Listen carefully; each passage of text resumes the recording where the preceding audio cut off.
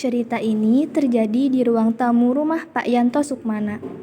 Suasana awalnya tenang dan biasa saja. Pak Yanto sedang bersantai, tidak menyangka bahwa hari itu akan berubah menjadi hari paling ribut, kacau, dan penuh pertengkaran. Hanya karena satu maksud baik yang berubah arah. Seorang pria muda bernama Rifki Jaya Sasmita datang dengan penampilan rapi dan penuh kegugupan. Ia bukan datang tanpa alasan. Di balik jas dan dasinya, tersimpan niat besar yang siap mengguncang seluruh penghuni rumah ini.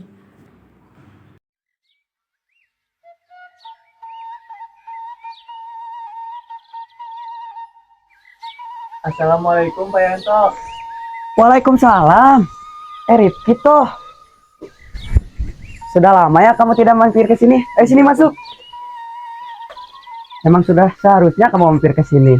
Apa kabar kamu? Baik-baik saja kan? Alhamdulillah Pak, kabar saya baik. Bagaimana dengan kabar Bapak? Alhamdulillah, kabar Bapak juga baik. Sini duduk. Dengan jantung berdebar dan tangan gemetar, Rifki akhirnya mengungkapkan maksud kedatangannya. Ia datang bukan sekadar bertamu, melainkan untuk melamar putri Pak Yanto, Amerta Sukmana. Kabar ini disambut dengan kegembiraan luar biasa oleh Pak Yanto. Memang sudah seharusnya kamu mampir ke rumah tetanggamu ini.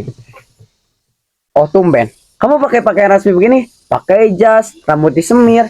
Memangnya dirimu mau kemana? Enggak kok Pak. Saya datang ke sini hanya untuk bertemu dengan Bapak. Hanya itu saja. Terus kenapa pakai pakaian formal begini? Enggak kok Pak. Saya datang ke sini hanya untuk satu permintaan. Sudah lebih dari satu kali saya mendapat pertolongan dari Bapak. Tapi saya begitu gugup Pak. Boleh minta air? Oh sebentar. Saya ambilkan ya. Neneng, bawakan aku secangkir air. Baik, Pak. Ini Pak airnya. Silakan minum. Airnya buat saya, Pak. Kenapa jadi buat kamu? Air ini buat Rifki. Udah kamu ke dapur lagi. Baik, Pak. Silakan Rifki diminum. Baik Pak.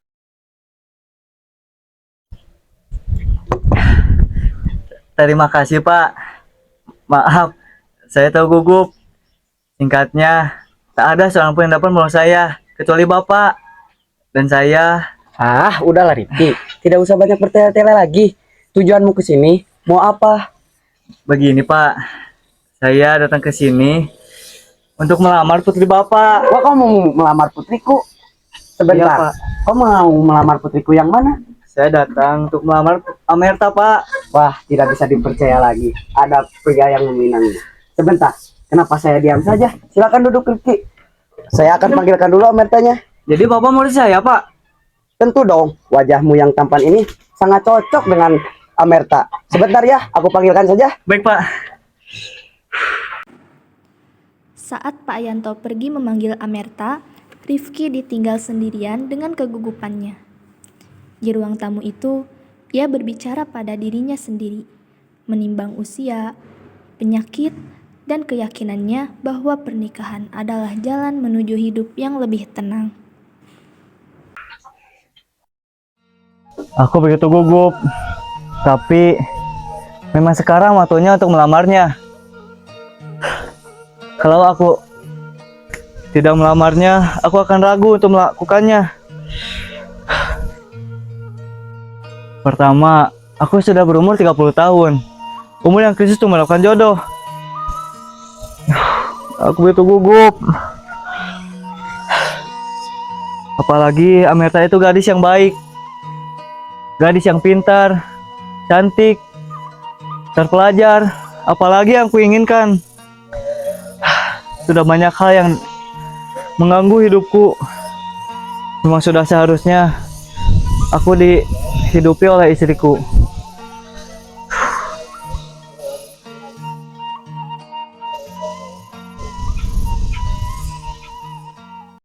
Kedatangan Amerta seharusnya menjadi awal kebahagiaan. Namun, Percakapan yang awalnya lembut perlahan berubah arah. Sebuah topik lama yang seharusnya tak dibangkitkan justru muncul dan menjadi bara api pertengkaran. Rizky toh. Kenapa ya bilang ada pembeli yang mengambil barangnya? Apa kabar Rizky? Kabarku baik. Ada apa denganmu? Duduklah. Baik. Mau kemana sih udah dan cakep begini? Mau makan? Mau cemilan? Ada apa? Mau kemana sih udah cakep begini? Oh, aku tahu. Kau pasti ingin pamer jas barumu ini pada aku ya? Begini, sebelumnya ayahmu memang harus aku yang menyampaikan langsung padamu. Tapi kamu akan marah. Memangnya ada apa? Baik, akan kusingkat saja. Amerta Sukmana yang manis, kamu tahu kan, aku mengenalmu dari dulu dan keluargamu. Keluarga Jaya Sasmita dan keluarga Sukmana selalu hidup rukun. Apalagi tanah kita berdampingan. Mungkin kamu masih ingat dengan Lapangan Sari Gading, sebidang tanah yang seharusnya tak lebih dari sekadar latar cerita menjadi sumber pertikaian. Dua orang yang awalnya saling menaruh harapan, kini saling mempertahankan harga diri dan kepemilikan. lapangan Sari Gading milikku. Maaf, kupotong ucapanmu. Tapi, apakah benar lapangan Sari Gading itu adalah milikmu? Iya benar, itu punyaku. Jangan keliru, lapangan Sari Gading itu adalah milikku. Enggak, itu milikku, Amerta yang manis. Aku baru tahu. Sejak berapa lama tanah itu tiba-tiba jadi milikmu? Sejak berapa lama?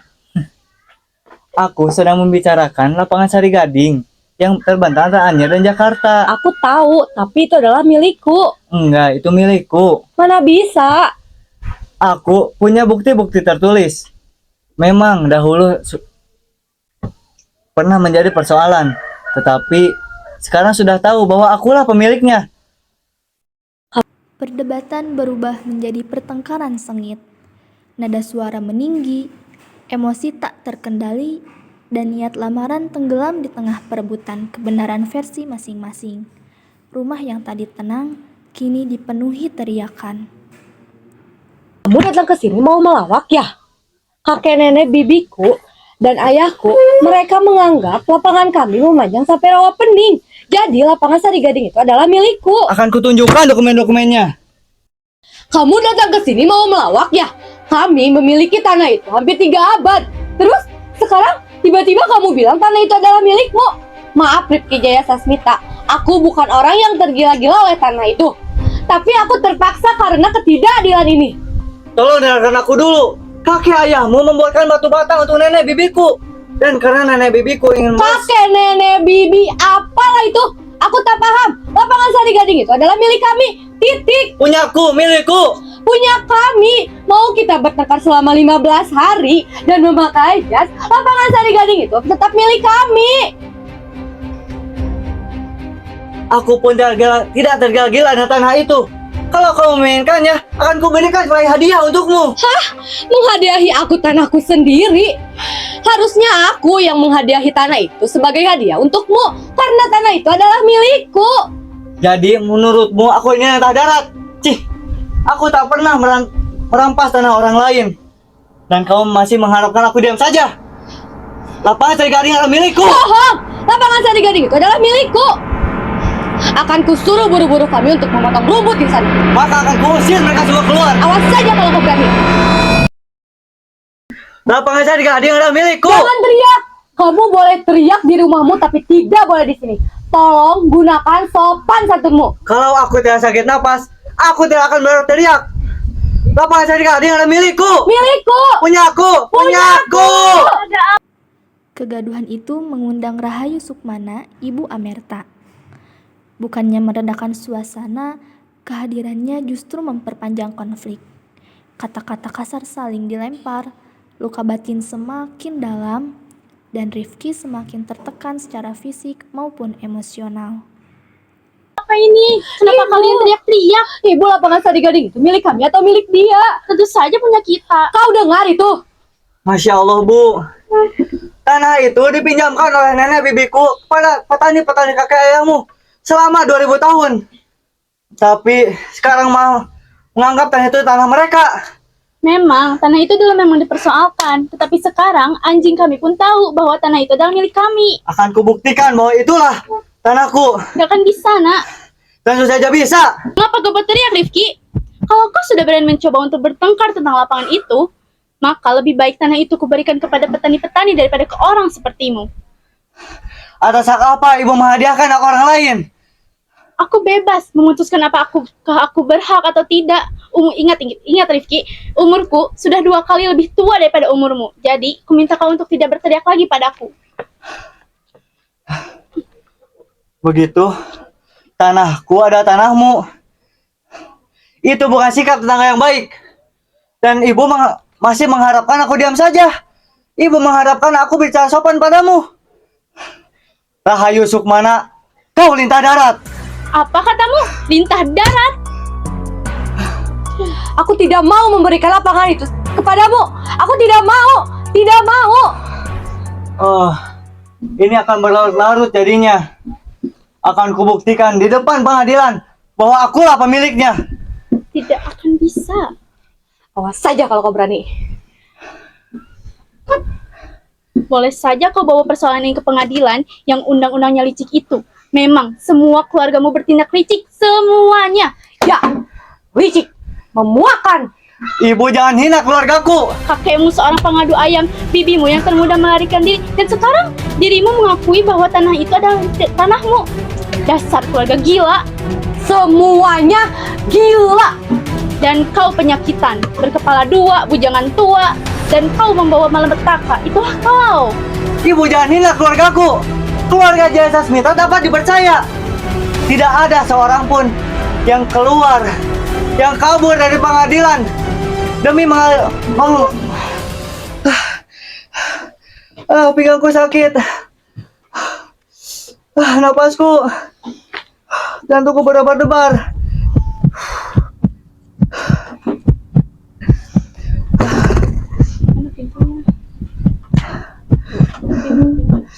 Pinggangku.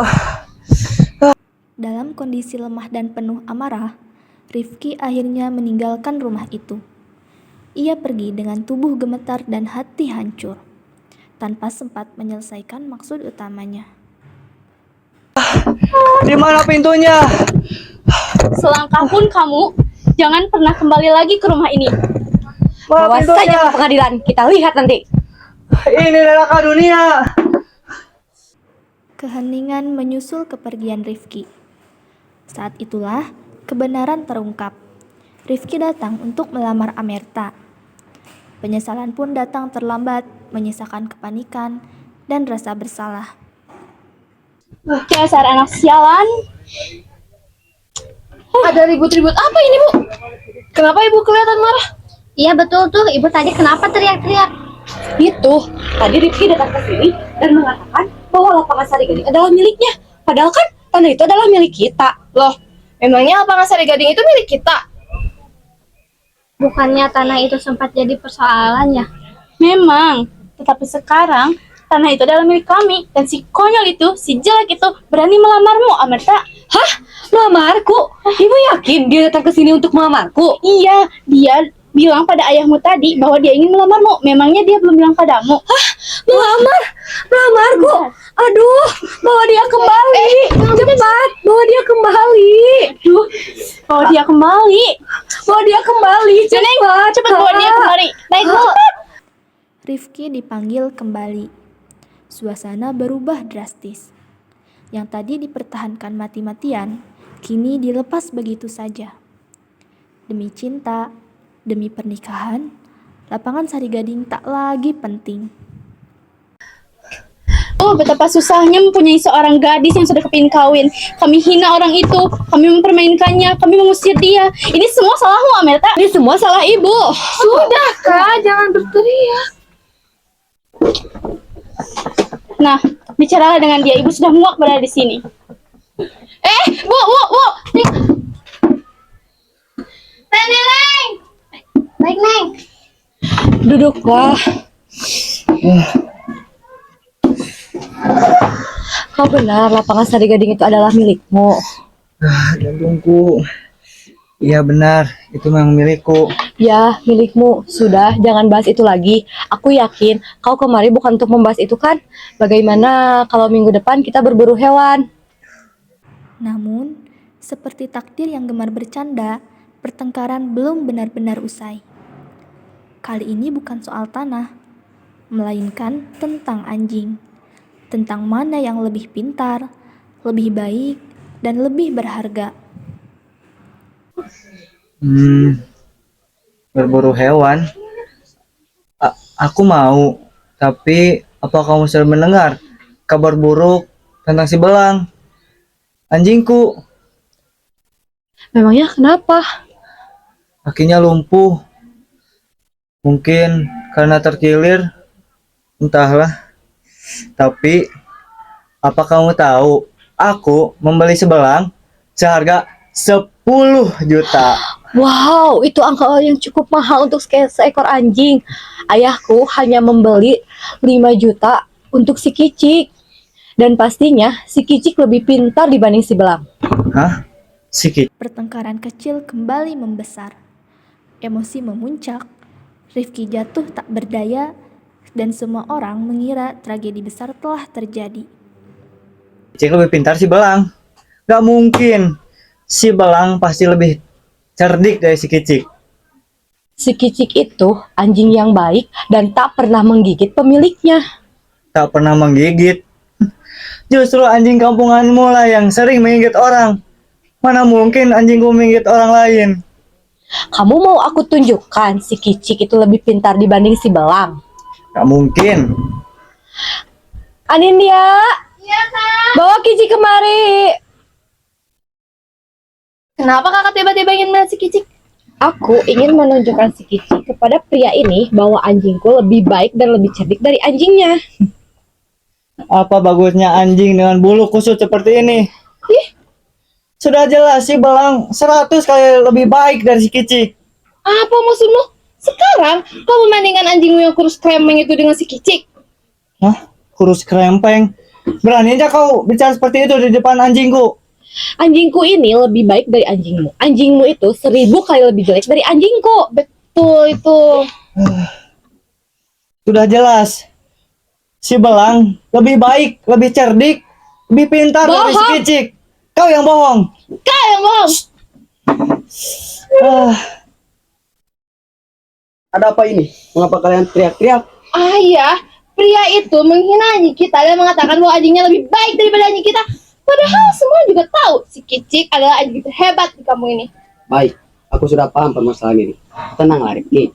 Aku tahu anjingmu itu anjing yang paling mahal di sini. Dan dia yang paling tahu adat. Tapi, tidakkah dia terlalu kurus dan hidungnya berbentuk seperti bola? Ya, memang si Belang agak kurus sedikit. Tapi, apa Bapak ingat saat lomba lari antar anjing di depan rumah Pak Mansur? Aku mengalahkan anjing Pak Mansur yang besar itu. Anjingku tak pernah kalah dalam lomba lari. Jangan sembarangan memfitnah. Rifki, aku gampang marah. Dan ku minta kau segera menghentikan perdebatan ini. Sebelum aku mengusirmu. Dasar penyakitan. Dasar komplot, Pengecut, anak liar. tikus tua, rentenir, bintang darat. Dan kau suka menggoda bobo-bobo tetanggamu itu. Di tengah kepanikan, Pak Yanto mengambil keputusan besar. Lamaran diterima. Semua pertengkaran seolah tak berarti lagi. Yang terpenting, pernikahan akan segera terjadi. Sakit. Bauku. Lemas. Aku gak kuat.